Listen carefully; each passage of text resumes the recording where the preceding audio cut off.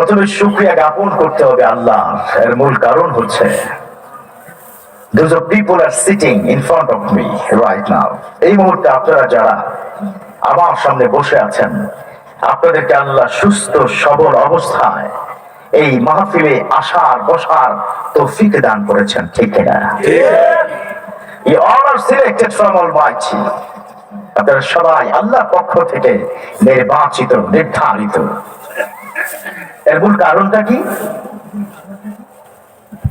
আপনার এখানে এই তামাই হাসপাতাল পাশেই তো, তাই না? এখানে আপনার অনেক আত্মীয় এখন আছে, অথবা সিরাজগঞ্জের সদর হসপিটালে আপনার অনেক আত্মীয়, অনেক বন্ধু, অনেক colleague, they are struggling with the various kind of disease. তারা হয়তো ভিন্ন ভিন্ন রোগে নিজেদের সাথে they are struggling a lot. তারা যুদ্ধ করছে জীবনের সাথে। কেউ আবার আইসিইউতে, মা আইসিইউতে শেষ নিঃশ্বাসের অপেক্ষায় রয়েছে। বাইরে আইসিইউর বাইরে তার সন্তান চোখের পানি ফেলে ভাই বোনকে জড়িয়ে ধরে কান্না করছে আর বলছে মা তো চলে যায়, কাকে মা ডাকবো? স্ত্রীর পাশে তার স্বামী বলেও, স্ত্রী তোমাকে নিয়ে দীর্ঘ বছর চলছি, আমাকে ছেড়ে যেও না। মা তার সন্তানের পাশে চিৎকার করে করে কান্না করছে, বাজান তুই গেলে কাকে নিয়ে থাকবো রে বাবা? এভাবে হসপিটাল গুলোতে আর্তনাদ, চিৎকার, করুণ দৃশ্য। আপনাদেরকে আল্লাহ সে হসপিটালের বিছানায় রাখতে পারতেন, কিন্তু সেটা তো আল্লাহ করে নাই। আল্লাহ যেটা করেছে, আপনাদেরকে আজকে জান্নাতের বাগানে, যে বাগানে মানুষ পাপ নিয়ে ঢুকে যায়, 2 ঘন্টা তাফসীরুল কোরআন কথা শোনার পরে এই মানুষগুলো পাপ মুক্ত হয়ে মাসুম বান্দার মতো বাড়ি ফিরে যায়। এই তাফসীরুল কোরআনের মাহফিলে যে আল্লাহ আপনাকে আসার, সামনে বসার, সুবহানাল্লাহ আলহামদুলিল্লাহ পড়ার যে তৌফিক দান করেছেন, আসুন না সে আল্লাহর দরবারে কণ্ঠে কণ্ঠ মিলিয়ে সকল ভয় দূরে ঠেলে, জড়তা দূরে ঠেলে একমাত্র কেবলমাত্র আল্লাহর সন্তুষ্টির জন্য, ক্ষমা পাওয়ার জন্য একবার সবস্বরে চিৎকার করে বলে ফেলে আলহামদুলিল্লাহ। আলহামদুলিল্লাহ বললে খুশি হন একজন, তিনি কে? এই জন্য সব সময় বিশ্বনবী একটা দোয়া করতেন, আল্লাহুম্মা জাআলনি সাবরা। বিশ্বনবী সব সময় বলতেন, আল্লাহুম্মা জাআলনি সাবরা ওয়াজআলনি শাকুরা ওয়াজআলনি আইনি সাগীরা ওয়া আয়ুনিন নাসি কাবীরা। ও আল্লাহ, আপনি আমাকে ধৈর্যশীল মানুষ বানান।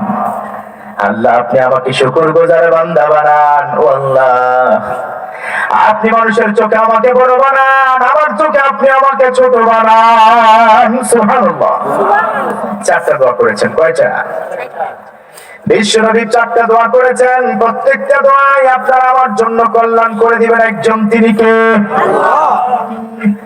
অথচ সমাজের মধ্যে আমাদের ক্ষমতার দাপটে তো হয়, আমাদের মাটিতে পা 2টা লাগে না, ঠিক না?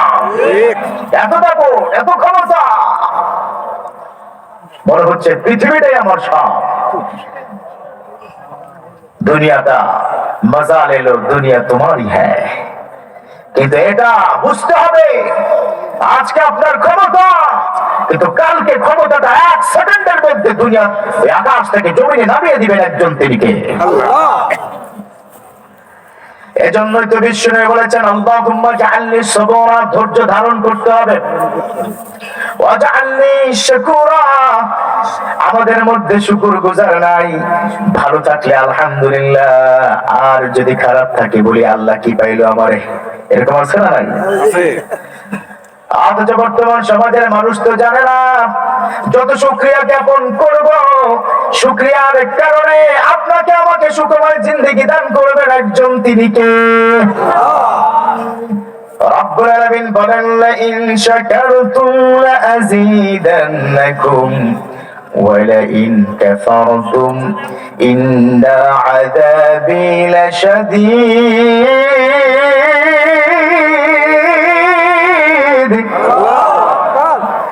লাইন শাকারতুম লাযীদান্নাকুম। ও গোলাম, লাইন শাকারতুম, যদি তুমি শুকরিয়া জ্ঞাপন করো, লাযীদান্নাকুম, তাহলে তোমার সম্মান, তোমার সুখ, তোমার ইজ্জত, তোমার সুখ শান্তি, সন্তান সন্ততি নিয়ে, স্ত্রী পরিজন নিয়ে সব কিছু সুখময় জিন্দেগি দান করবেন একজন, তিনি কে? লাইন শাকারতুম, if you gratitude to me, I will increase your lot, your honor, your health, your wealth, all everything I will increase. সুবহানাল্লাহ পড়েন। ওয়ালা ইন কাফারতুম, আর যদি তুমি নাশুকরিয়া করো, তোমাকে এত ভালো রাখলাম, সন্তান দিলাম, সুন্দরী স্ত্রী দিলাম, ভালো একটা চাকরি দিলাম, ভালো মন্দ খাওয়ার মতো সুযোগ করে দিলাম, তারপরে তুমি যদি না শুকরিয়া করো, কৃতজ্ঞ হও, ইন্না আযাবি লাশাদীদ, আমার কাছে কঠিন যন্ত্রণাদায়ক শাস্তি আছে। ঠিক না? ঠিক। If you don't gratitude to me, you have to mind it and realize that I have a lot of painful punishment. অনেক যন্ত্রণাদায়ক শাস্তি আছে। আল্লাহ যদি কাউকে শাস্তি দিতে চায়, তাহলে কি সে পার পাবে? না। চিৎকার করে বলতে হবে, পার পাবে না। এই যে কিছুদিন 2-3 বছর আগেই তো আল্লাহ ভয়ঙ্কর একটা শাস্তি দিয়েছিল আমাদেরকে, তার নামটা কি? করোনা। মনে আছে আপনাদের? ভুলে গেলে চলবে না। আবারও আমরা কিন্তু করোনার মতো আরো ভয়ঙ্কর একটা আযাব টেনে টেনে নিয়ে আসছি। ট্রান্সজেন্ডার, সমকামিতা, যে ট্রান্সজেন্ডার, আমাদের কিন্তু একটা ভুল হয়।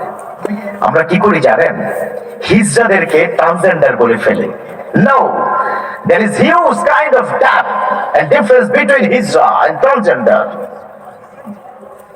হিজড়া কারা? হিজড়া হচ্ছে না পুরুষ না মহিলা, এরকম তো আমরা জানি নাকি? কিন্তু এটা ভুল জানেন আপনারা। মেডিকেল সায়েন্স কি বলছে? মেডিকেল সায়েন্স বলছে মানুষ আসলে 2 প্রকার, একটা হচ্ছে ম্যাসকুলিন জেন্ডার আর একটা হচ্ছে ফেমিনিন জেন্ডার। কথা কি বোঝা যায়? আপনারা কি অনেক রাতে ক্লান্ত হয়ে পড়ছেন, তাই না? তাহলে 10 মিনিটে শেষ করে দিন ইনশাআল্লাহ। হ্যাঁ হ্যাঁ, হুমকি দিতেছে আমাকে, পালাবি কোথায়? 3টা পর্যন্ত কর। আল্লাহু আকবার পড়েন।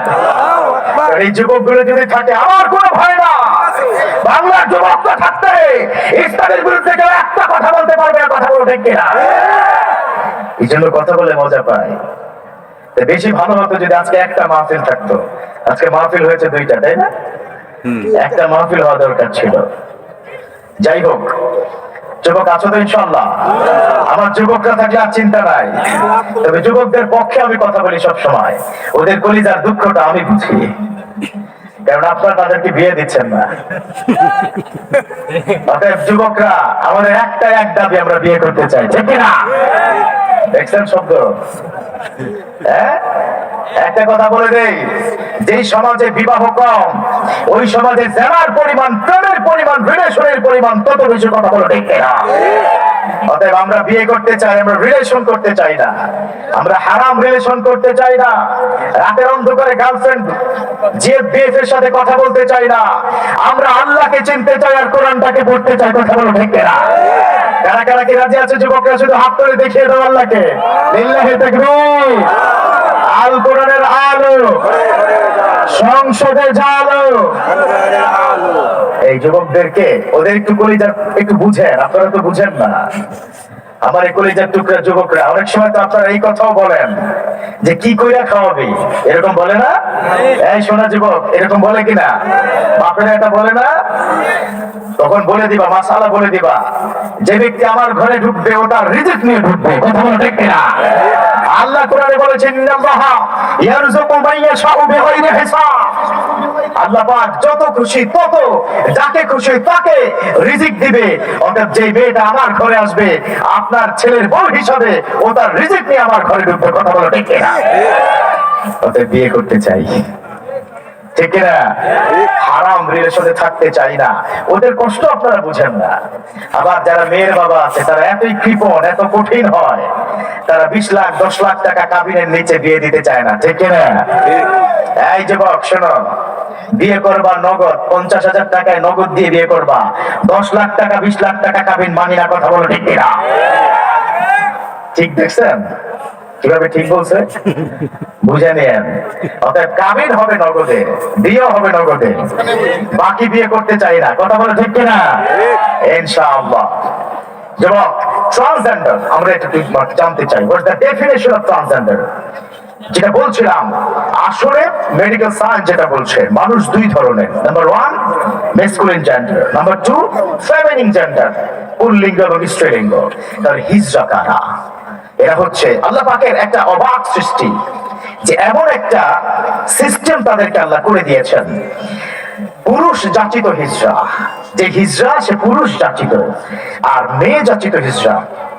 দুই পক্ষরই সন্তান ধারণ করার বা সন্তান গ্রহণ করার কোন সুযোগ আল্লাহ দেয়নি। কিন্তু ট্রান্সজেন্ডার হচ্ছে আলাদা কেস। সে হচ্ছে পুরুষ, কিন্তু এই পুরুষটা তার মেয়েলি স্বভাব, পুরুষটার পুরুষকে ভালো লাগে, যার কারণে তার বডিটা মেয়ে হিসাবে পরিণত করে দেয়। নাউজুবিল্লাহ। প্রশ্ন করতে চাই, যে পুরুষটাকে যদি মেয়েও করা হয়, সে কি প্রকৃতপক্ষে মেয়ে হবে নাকি পুরুষই থাকবে? একটু জবান করে বলতে হবে, কি থাকবে? তাহলে পুরুষে পুরুষে বিবাহ করা এটা সমকামিতার স্বভাব, যেটা সাইয়েদানা লূত আলাইহিস সালামের যুগে হয়েছিল। গোটা জাতিকে উল্টে দেওয়া হয়েছে। আবার যদি বিশ্বব্যাপী এরকম হয়, বাংলার জমিনে যদি এই ধরনের পাশ করার পায়তারা করা হয়, ব্রাকের মতো প্রতিষ্ঠান, তাহলে বাংলার জমিনকে আল্লাহ উল্টে দিবে। কথা বলে দেখবে না, শুনলে অবাক হবেন। যখন তোমাদেরকে বলছি, তোমাদের সাথে কথা বলে আমি খুব মজা পাই, তোমরা বুঝতে পারো, তোমরা সচেতন। ব্রাক এনজিও, এই প্রতিষ্ঠানটা, তাদের একটা motivational transgender, motivation on transgender, এরকম একটা প্রকল্প আছে, যেখানে প্রতি মাসে তাদের কোর্স ফি আছে, সেখানে কোচিং করা হয়। করুন নাউজুবিল্লাহ। নাউজুবিল্লাহ, ঠিকই আছে কথা। How to convert male to female and how to convert female to male, এটা ইসলামে হারাম করা হয়েছে। চিৎকার করে বলুন ঠিক কিনা? প্রতি সেকেন্ডে জানার গুনাহ হবে। এজন্য বাংলার জমিনে গোপনে গোপনে শিক্ষা ব্যবস্থা নিয়ে, ব্যাকপ্যাক শিক্ষা ব্যবস্থা থেকে শুরু করে গোপনে গোপনে যে শিক্ষা ব্যবস্থার নামে মুসলমানদের ইমানকে ধ্বংস করা পায়তারা করা হয়, বাংলাদেশের 17 কোটি মুসলমান জীবিত থাকতে এটা করতে দেওয়া যাবে না, করতে দেওয়া যাবে না, করতে দেওয়া যাবে না। কে কে এক পাতা হাত উঁচু করে আল্লাহকে দিকে দাও। আল্লাহ আমাদের সকলকে এই বিষয়ে প্রতিবাদ, যে যেখানে থাকবো, যুবকরা কারা কারা ফেসবুক চালাও, হাতটা উঁচু করে আল্লাহকে দেখাও। আজকে কি ধরা পড়ে গেলাম নাকি? আরে বাবা, ফেসবুক চালানো তো অপরাধ না, ফেসবুকে খারাপ জিনিস দেখা অপরাধ। কথা বলো ঠিক কিনা? ফেসবুকে কিন্তু বিভিন্ন প্রচারণা করার সুযোগ আছে। কোন এলাকায় প্রচন্ড শীত, এই যুবক গুলোই তো ফেসবুকে প্রচার করে কম্বল বড় লোকের ঘর থেকে এনে গরিবের ঘরে পৌঁছে দিবি। ঠিক কিনা? অতএব Facebook, social media, it's not haram, but at the same time the content is haram. Those who matter and content prohibited in Islam, যে কন্টেন্টটা ইসলামে হারাম করা হয়েছে, শুধু সেটাই হারাম। কথা বলো ঠিক কিনা? ঠিক। অতএব আমরা এই ট্রান্সজেন্ডারের বিপক্ষে সরব হতে চাই। যার যার যেখানে যে অবস্থায় আছে এ বিষয়ে কথা বলতে চাই। এটা যেন বাংলার জমিনে কোনোভাবে এক পয়সা বা এক চিল পরিমাণ বা সুই পরিমাণ না ঢুকতে পারে। কথা বলো ঠিক কিনা? ঠিক। বিষয়টা খুব সহজ। আপনার ঘরে কোন সন্তান ছেলে থেকে মেয়ে হোক, আপনি কি চাইবেন? না। আপনার কোন মেয়ে ছেলে হোক, চাইবেন না? না। তাহলে এত সহজভাবে ছেড়ে দিচ্ছেন কেন? এজন্যই তো সকল ক্ষমতার মালিক আল্লাহ। আল্লাহ যেরকম করোনার সময় বিশ্বব্যাপী মানুষকে কাঁপুনি ছড়িয়ে দিয়েছিল, আইসোলেশন, আলাদা আলাদা করে থাকা, ঘরে ঘরে পৌঁছে থাকা, বাইরে না যাওয়া, আল্লাহ যেরকম আযাব দিয়েছিল, সে আযাব পুনরায় আসতে পারে যদি আমরা সচেতন না হই। কথা বলো ঠিক কিনা? ঠিক। এজন্যই তো রব্বুল আলামিন তিনি বলেন, জাহারাল ফাসাদু ফিল বাররি ওয়াল বাহরি বিমা কাসাবাত আইদিন নাস। আল্লাহ বান্দাদেরকে ডেকে ডেকে বলেন, গোলাম, জাহারাল ফাসাদু ফিল বাররি ওয়াল বাহরি বিমা কাসাবাত আইদিন নাস, জলে এবং স্থলে তোমরা যা কিছু দেখতে পাও, আল্লাহর যত আযাব গজব দেখতে পাও, সকল কিছু তোমাদের নিজের হাতের কামাই। ঠিক কিনা? ঠিক। নিজেরা করছেন। যে দেশে যুবকরা পর্নোগ্রাফি বেশি দেখে, হারাম রিলেশনে যত বেশি জড়িয়ে পড়ে, ওই দেশের উপর দেখবেন আল্লাহর রহমতটাও কমে যায়, ঠিক না? এই জন্য আমরা এই বাংলার জমিনে আর যাই হোক বিভিন্ন স্টাইলে হারাম জিনিস ঢুকাতে বাংলার জমিনে সুযোগ দেওয়া যাবে না, কথা বলো ঠিক না? সময় তো তৌহিদে জড়তা, আজকে এখনো আলোচনায় ঢুকিনি। আজকের আলোচনার বিষয় হচ্ছে বিশ্বনবীর বিধান, বিশ্বনবীর এই রেখে যাওয়া ইসলামকে বাংলার জমিনে প্রতিষ্ঠা করতে হবে, বলুন আমিন। আর আমার বিশ্বনবীকে জীবনের চাইতে বেশি ভালোবাসতে হবে, কথা বলো ঠিক কিনা? আমার নবীকে যারা জীবনের চাইতে বেশি না ভালোবাসবেন, আপনার কপাল পোড়া। You never go to the heaven, you have to go to the hell fire. Question করো, আল্লাহর জান্নাতে যাওয়ার সুযোগ নাই, কথা বলুন ঠিক কিনা? বিশ্বনবীকে ভালোবাসা এটা হচ্ছে ঈমান।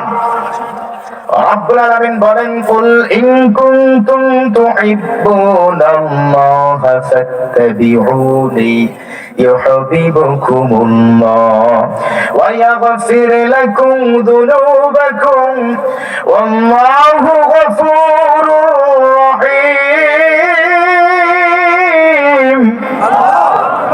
কুল ইন কুনতুম তুহিব্বুনাল্লাহ, ও নবী আপনি বলে দেন, যদি তোমরা আল্লাহর ভালোবাসা পেতে চাও, ফাত্তাবিউনি, আপনি বলে দেন আপনাকে যেন তারা ইত্তেবা করে, আপনাকে যেন তারা অনুসরণ করে, আপনার সুন্নতকে তারা যেন পালন করে, আপনার দিন আপনার এই দুনিয়ার মধ্যে যেন প্রতিষ্ঠা করার চেষ্টা করে। তাহলে তাদের জন্য একটা শুভ সংবাদ দিয়ে দিন, ওয়ায়াগফির লাকুম যুনুবাকুম, এই কাজটা যদি তারা করতে পারে, তাদের জিন্দেগীর সব গুনাহগুলো আমি এক মুহূর্তে ক্ষমা করে দিব। সুবহানাল্লাহ। বিশ্বনবীর সাহাবা সাইয়েদনা আবু বকর রাদিয়াল্লাহু তাআলা আনহু, যিনি ছিলেন প্রথম খলিফা বিশ্বনবী জীবিত থাকতে, একদিন সাইয়েদনা আবু বকর বিশ্বনবীর ঘরের দরজার সামনে পায়চারি করছেন। ডান দিক থেকে বাঁ দিকে যায়, বাঁ দিক থেকে একবার ডান দিকে যায়, আবার বিশ্বনবীর দরজার দিকে ঘন ঘন তাকায়। হঠাৎ করে দেখলেন সাইয়েদনা ওমর রাদিয়াল্লাহু তাআলা আনহু তিনি দূর থেকে আসেন, আবু বকরের কাছাকাছি চলে আসেন, এসে বললেন, ও ভাই আবু বকর, আপনি কেন বিশ্বনবীর ঘরের দরজার সামনে হাঁটেন? কি হয়েছে? What's happened? What's the problem? What? Why are you walking in front of the door of our beloved Prophet sallallahu alaihi wasallam? কেন বিশ্বনবীর ঘরের সামনে আপনি পায়চারি করছেন? আপনি তো তার শ্বশুর, আপনার মেয়েটা বিশ্বনবীর ঘরে আছে, আপনি চাইলেই তো নবীর ঘরে ঢুকে যেতে পারেন। ও ভাই, কেন আপনি নবীর ঘরে ঢুকেন না? এবার সাইয়েদনা আবু বকর বলেন, আমি তো নবীর সাথে কোনো কথা বলতে আসি নাই, আমি আবার মেয়ের সাথে দেখা করতে আসি নাই, আমি এক নজর নবীর চেহারাটা দেখতে চাই। সকাল থেকে আমার ঘরে রান্না নাই, যে নবীর চেহারাটা দেখলে আবার খিদার কথা ভুলে যাই। প্রচন্ড ক্ষুধার কারণে আমি নবীর দরজার সামনে এসে হাঁটাহাঁটি করছি। সাইয়েদনা ওমর চোখের পানি ছেড়ে দেয়। হাদিসের বর্ণনা, তিনি এবার আবু বকর রাদিয়াল্লাহু তাআলা আনহুকে জড়িয়ে ধরেন, ধরে কান্না শুরু করে দিলেন। সাইয়েদনা আবু বকর ওমরকে জিজ্ঞাসা করলেন, ও ভাই ওমর, ঘটনা কি? আপনি কান্না করছেন কেন? কি হলো আপনার? তিনি বলেন, ও ভাই, যেই ঘটনা আপনার ঘটেছে, আজকে কোনো কারণে আমার ঘরেও রান্না হয় নাই। সকাল থেকে দুপুর হয়ে গেল, ঘরের রান্না না থাকার কারণে প্রচন্ড ক্ষুধায় ঘরে আর থাকতে পারি নাই। আমার মনে হয় আমার বিশ্বনবীর চেহারা মোবারকে একবারে তাকালে আমিও ক্ষুধার কথা ভুলে যাবো রে আবু বকর। বিশ্বনবীর প্রতি কেমন মহাব্বত, চেহারাটা দেখেই মনে হয় ক্ষুধা ভুলে গেছে। সুবহানাল্লাহ পড়ে। আমার বিশ্বনবী তো এমন নবী, তিনি যদি কোন জায়গায় দিয়ে হাঁটতেন, আমার বিশ্বনবীকে দেখার জন্য লোকের ভিড় হয়ে যেত। এমনকি যে কাফেররা বিশ্বনবীর বিরুদ্ধে কথা বলতেন, আমার নবীর কথা শোনার জন্য তারা বিশ্বনবীর চতুর্পাশে দাঁড়িয়ে যেত। আল্লাহু আকবার। যারা নবীর বিরুদ্ধে কথা বলতো, নবীকে বলতো জাদুকর, নবীর বিরুদ্ধে এমন প্রপাগান্ডা করতো যে প্রপাগান্ডা এত কিছুর পরেও আমার নবীর কথা জবানে কথা শোনার জন্য তারা দাঁড়িয়ে যেত। কারণ বিশ্বনবী বুখারীর হাদিস ইন্না মিনাল বায়ানি লা সাহা, বিশ্বনবী বলেছেন বয়ানের মধ্যে কথার মধ্যে জাদু আছে, কথার মধ্যে মধু আছে, ঠিক কিনা?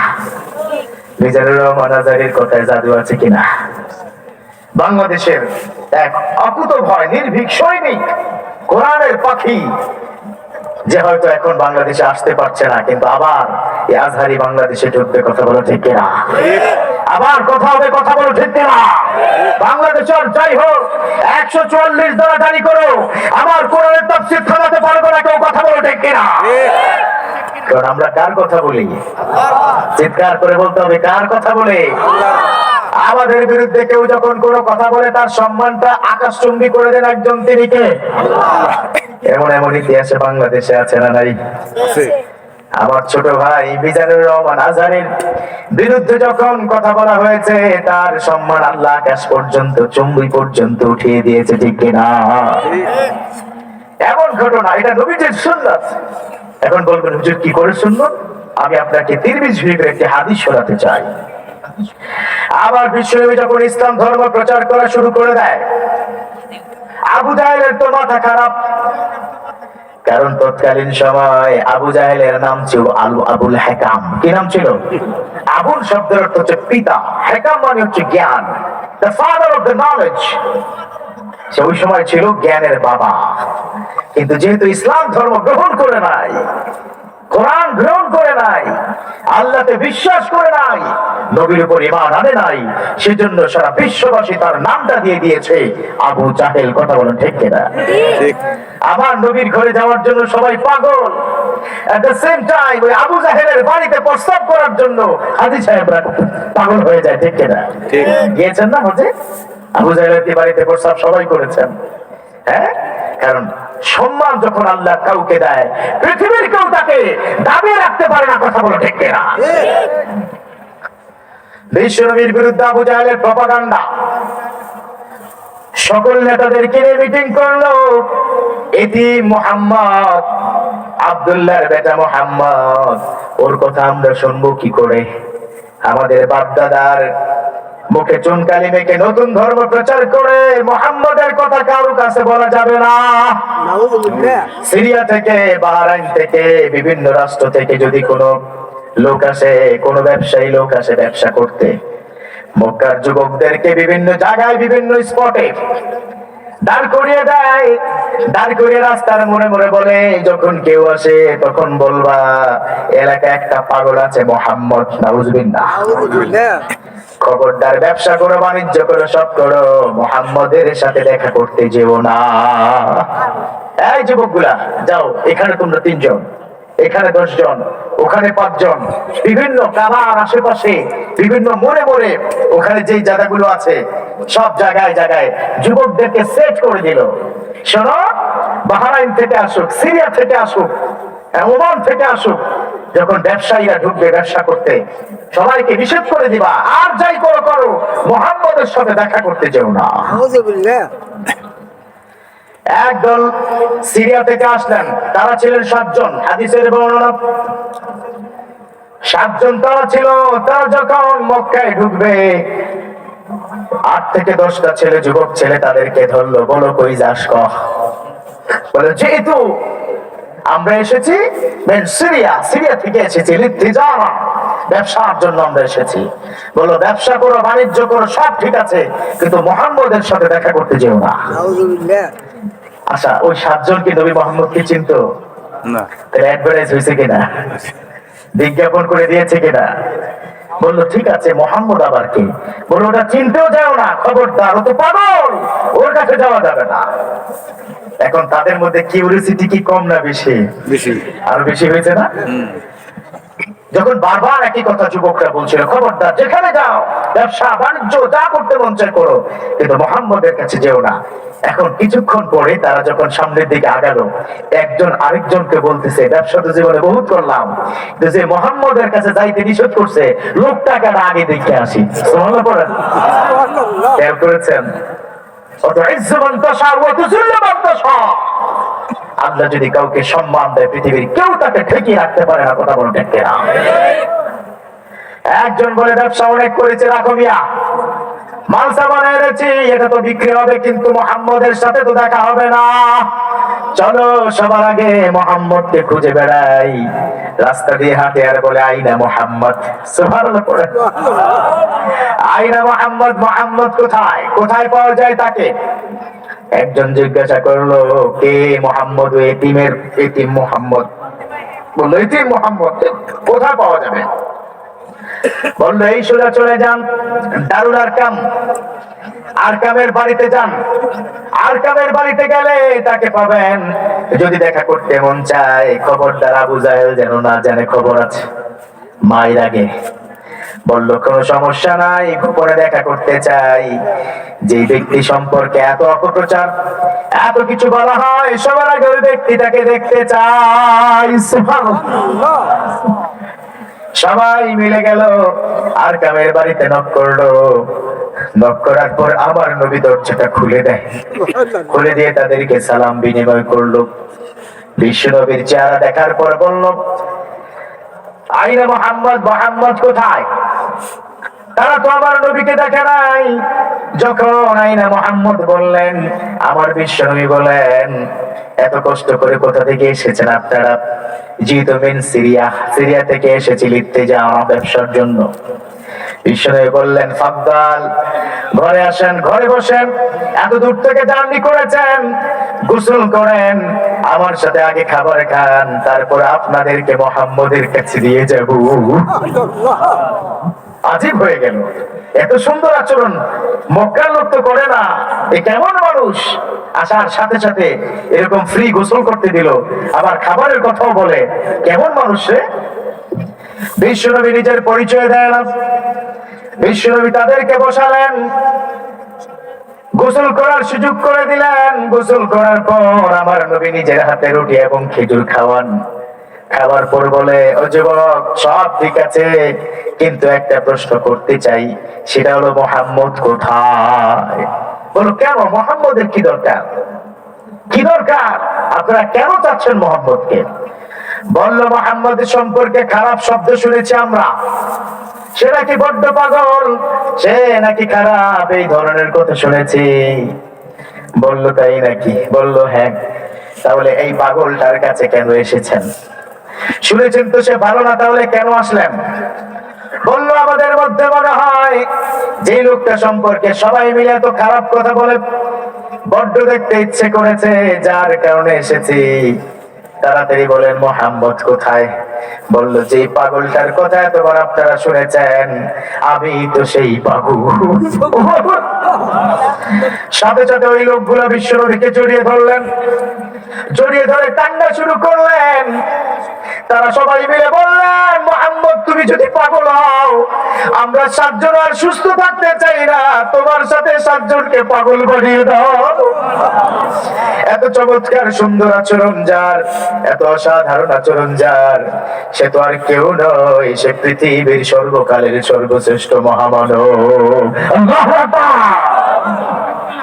এই জন্যই তো রব্বুল আলামিন বারবার বলেছেন, ইন কুনতুম তুহিব্বুনাল্লাহ, যদি আল্লাহর ভালোবাসা পেতে চাও, this is the first condition. If you get love from Almighty, then you have to follow our beloved Prophet sallallahu alaihi wasallam. সুবহানাল্লাহ পড়েন।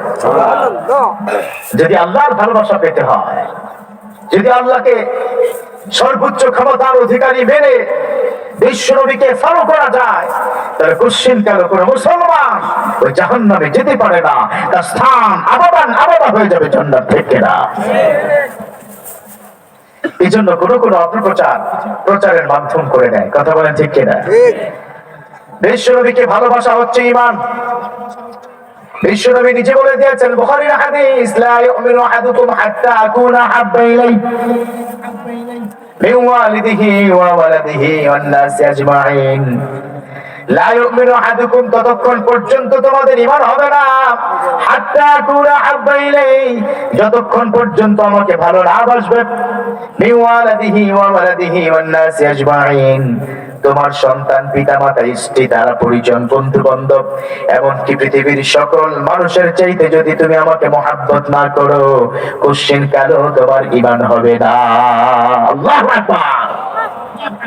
সাইয়েদনা ওমর রাদিয়াল্লাহু তাআলা আনহু বললেন, নবী হে, আমি আপনাকে সবচেয়ে মহব্বত করি। বিশ্বনবী বললেন, তোমার ক্ষেত্রে তো এটা না, তোমার ক্ষেত্রে আরেকটা। সাইয়েদনা ওমর প্রথমে বুঝতে পারে নাই, কিছুক্ষণ পর বিশ্বনবীর কথা তিনি বুঝতে পারলেন। তিনি বললেন, ও নবী, আমি আমার সন্তান, আমার পিতামাতা, আমার স্ত্রী, আমার পৃথিবীর সকল মানুষ, এমনকি ওমরের জীবনের চাইতেও নবী আপনাকে আমি অনেক ভালোবাসি। সুবহানাল্লাহ। জীবনের চাইতে বেশি ভালোবাসা দরকার আছে না নাই? এই হচ্ছে আমার নবী। আমার বিশ্বনবীর কতগুলো চরিত্র আছে। এক নম্বর চরিত্র আমার বিশ্বনবী, তিনি বিনয়ী ছিলেন। আবার বিশ্বনবী তিনি যখন কোথাও দিয়ে হাঁটতেন, বিশ্বনবীর পাশ দিয়ে কখনো যদি কোনো শিশু যায়, একটা শিশুর এমন ইতিহাস নাই আমার নবীর কাছে এসে নবীকে জড়িয়ে ধরতো না। সুবহানাল্লাহ। আবার বিশ্বনবী এমন একটা ঘটনা ঘটে নাই আবার বিশ্বনবী কোন শিশুর কপালে চুমা ছাড়া তাকে ছেড়ে দিয়েছে। সুবহানাল্লাহ। যাকেই পেতেন চুম্বন করতেন কপালে। বিশ্বনবীর সাথে সবচাইতে রোমান্টিক সম্পর্ক ছিল হাসান হুসাইনের। বিশ্বনবী বলতেন, এ দুজন আমার সুগন্ধি, হাসান ছাড়া আমি চলতে পারি না, হোসাইন ছাড়া আমার পেটের মধ্যে খাবার যায় না, হাসান হোসাইন হলো আমার দুটো কলিজার টুকরা। সুবহানাল্লাহ। বিশ্বনবী সিজদার মধ্যে যখন পড়ে যেত, হাসান কাঁধের উপরে উঠতো, হোসাইন পিছন থেকে বিশ্বনবীকে বলতেন, ঘোড়া, টকবক টকবক, কান দুটো ধরতেন, ধরে ধরে বলতেন, সামনে যাও, ঘোড়া ঘোড়া, খুব মজা করতেন।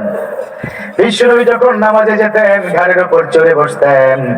একদিন বিশ্বনবী তিনি সিজদার মধ্যে পড়লেন, দুজন মিলে ঘাড়ের উপর চেপে ধরলেন, খাইছি তোরে, আজকে উঠতে দেব না। বিশ্বনবী যখন ঘাড়ের উপর, হাসান হোসাইন যখন বিশ্বনবীর ঘাড়ের উপর বসলেন, আমার নবী মাথা উঠানোর চেষ্টা করেন, সাইয়েদনা জিবরাইল এসে তখন হাজির হয়ে যায়। সাইয়েদনা জিবরাইল এসে বিশ্বনবীকে বলেন, ও নবী, খবরদার মাথা উঠাবেন না, আমার রব্বুল আলামিনের এত চমৎকার দৃশ্য দেখতে বড় মন চায়, আপনি মাথা উঠাবেন না, খবরদার মাথা উঠাবেন না। সুবহানাল্লাহ।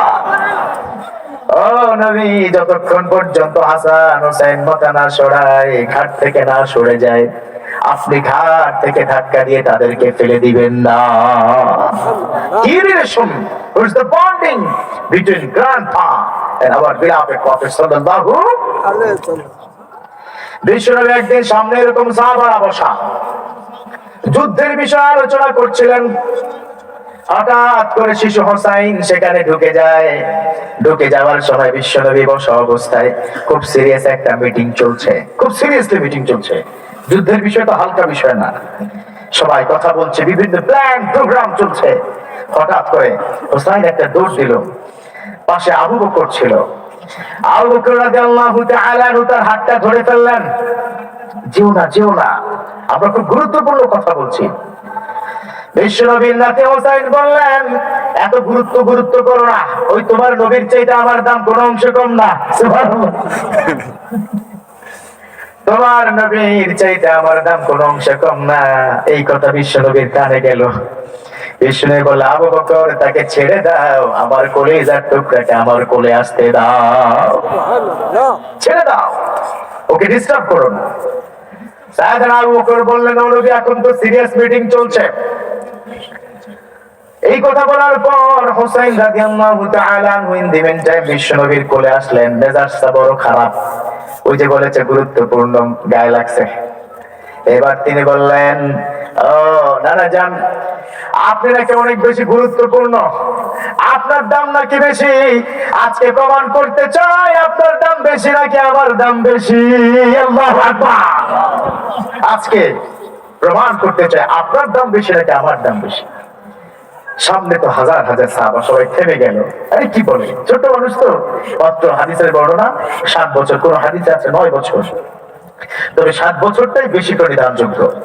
7 বছরের একটা ছোট্ট শিশু, সে বলছে তোমার দাম বেশি না আমার দাম বেশি, রাইট নাও আই প্রুভ, আমি এখন প্রমাণ করবো। বিষ্ণবী মুচকে এসে বললেন কিভাবে প্রমাণ করবা? হোসাইন বলেন 1 নম্বর প্রশ্ন তোমাকে করতে চাই, তোমার বাবার নাম কি? তোমার আব্বার নামটা বলে ফেলো। এবার বিষ্ণবী বললেন আমার আব্বার নাম আব্দুল্লাহ। বলে শুধু আব্দুল্লাহ? আগে কিছু নাই? মাওলানা টাওলানা নাই নাকি? হ্যাঁ, আল্লামা, মাওলানা, ডক্টর, পিএইচডি কিছু নাই? বললো না শুধু আব্দুল্লাহ। বলো পরেও কি কিছু নাই? বলে না সেখানেও কিছু নাই। এবার হোসাইন বলেন ও নানা, তোমার বাবার নাম আব্দুল্লাহ কয়জন মানুষ জানে? কিন্তু নানা জান, তোমাকে বলতে চাই আমার বাবার নাম কি? বললো তোমার বাবার নাম হলো আলী। এমনি কও না, সুন্দর করে কও। বলে তোমার বাবার নাম আনা মদিনাতুল ইলম ওয়া আলিউন বাবুহা। সুবহানাল্লাহ পড়ে সাইয়েদনা আলীর দিকে তাকিয়ে বললেন আনা মদিনাতুল ইলম, আমি হলাম মদিনা, আমি হলাম ইলমের রাজধানী, ওয়া আলিউন বাবুহা, আর আলী হচ্ছে রাজধানীর গেট। সুবহানাল্লাহ পড়ে রাজধানী গেটে, রাজধানীটা আমার। ইলমের মধ্যে কেউ যদি ঢুকতে চায় ওই আলীর দরজা দিয়ে তাকে ঢুকতে হবে। সুবহানাল্লাহ পড়লেন না? এবার বলেন তিনি তো আর কেউ নয়, তিনি একজন এমন মানুষ, তার স্ত্রীর নাম হলো ফাতেমা। আর ফাতেমা তো এমন কেউ নয়, সাধারণ কোন কন্যা না। ফাতেমা হলো পৃথিবীর সর্বকালের সর্বশ্রেষ্ঠ নবীর কন্যা।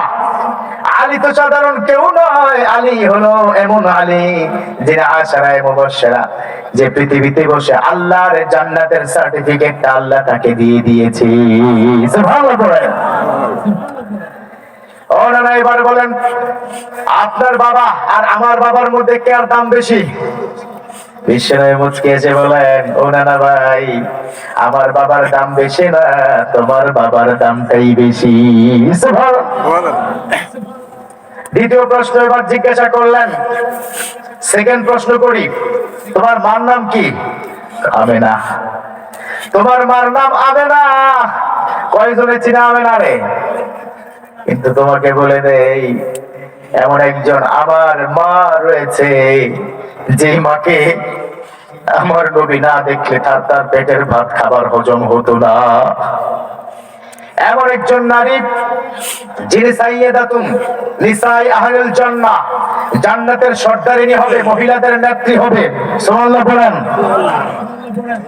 এখানেই শেষ নয়, এমন একজন মানুষ, সব দিক থেকে শক্তিশালী মানুষ, বিশ্বনবীর দিক থেকে, আলীর দিক থেকে এমন একজন মা আমি পেয়েছি। এবার বলো তোমার মার দাম বেশি নাকি আমার মার দাম বেশি? সুবহানাল্লাহ বললেন না? বললো তোমার মারই তো দাম বেশি হিসাবে, আমার মাকে তো কেউ চিনে না। এমনকি আমার মা জান্নাতে যাবে কিনা এটা আল্লাহ ছাড়া কেউ জানে না, কিন্তু তোমার মা জান্নাতে মহিলাদের সামনে সামনে তোমার মা হাতে পতাকা নিয়ে জান্নাতে পৌঁছে যাবে। সুবহানাল্লাহ পড়েন। এবার সর্বশেষ প্রশ্ন, ও নানা, এই প্রশ্নে যদি জিততে পারো তাইলে তুমি সারা, না ভাই আমি সারা। সর্বশেষ প্রশ্ন, তোমার নানার নামটা কি শুনিয়ে দাও। এমন নবী তো বুঝতে পারতেছে যে আমার ঠেকাইতেছে, আমার কলিজার টুকরো এবার আমাকে আটকাবে। বললো তোমার নানার নাম কেউ জানে কিনা? সামনে সবাইকে জিজ্ঞাসা করে কেউ বলে না জানি না।